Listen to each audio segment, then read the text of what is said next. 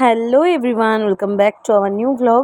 দিনটা ছিল নীলষষ্ঠীর দিন। সকালবেলায় আমি আমার শাশুড়ি মার জন্য সকাল সকাল উঠে একটু বাজার করে এনে একটু টিফিন খেয়েছিলাম ম্যাগি। তারপরে দিনটা যেমন তেমন কাটিয়ে সন্ধেবেলায় আমি আমার বাড়ি যাব বলে ভীষণ এক্সাইটেড ছিলাম।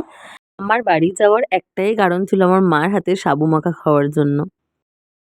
বেরিয়ে পড়েছিলাম বাড়ি যাওয়ার জন্য, আর ও আমাকে একটু বাস স্ট্যান্ড অবধি ছেড়ে দিচ্ছিল। জীবন সত্যিই বড় অদ্ভুত। যেই বাড়ি থেকে আসার জন্য এতদিন লড়াই করতাম, আজকে সেই বাড়িতে যাওয়ার জন্য কত কিছুই না করে যেতে হয়। সবার প্রতি সমস্ত দায়িত্ব কর্তব্য মিটিয়ে তারপর যেতে হয় নিজের মা বাবার কাছে। কেন যে দীর্ঘদিন ধরে মেয়েদের জন্য এই নিয়মটা ধার্য হয়েছিল কে জানে। ঘড়ির কাঁটায় তখন প্রায় 7:30 কি 7:45। মা তখন হঠাৎ করে ফোন করলো যে তুই কত দূর। আমি বললাম আমি সোদপুর চলে এসেছি। মা বলছে আচ্ছা আয় আয়। মানে মাও আর আমাকে দেখার জন্য অপেক্ষা করতে পারছে না। মা তো বুঝি মনটা কাঁদে, বাবাও বলে যখনই মন খারাপ হবে চলে আসবি। কিন্তু চলে আসবো বলেই তো চলে আসা যায় না। অটো থেকে নেমে মার জন্য একটা কোল্ড ড্রিঙ্কস নিয়েছিলাম, সারাদিন উপোস করেছিল বলে।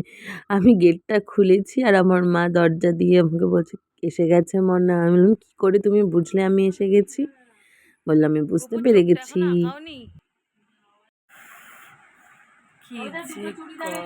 সামনেই যেহেতু আমার জন্মদিন, মা এই দুটোর মধ্যে যে কোনো একটা পছন্দ করতে বলেছে। আমি ওই হলুদটা আমার জন্য নিয়েছি।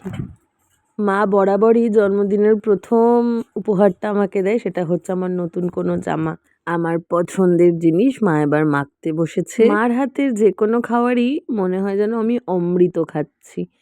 তো আজকের মতন এখানেই ভিডিওটা শেষ করছি। দেখা হবে আবার কোনো ব্লগে।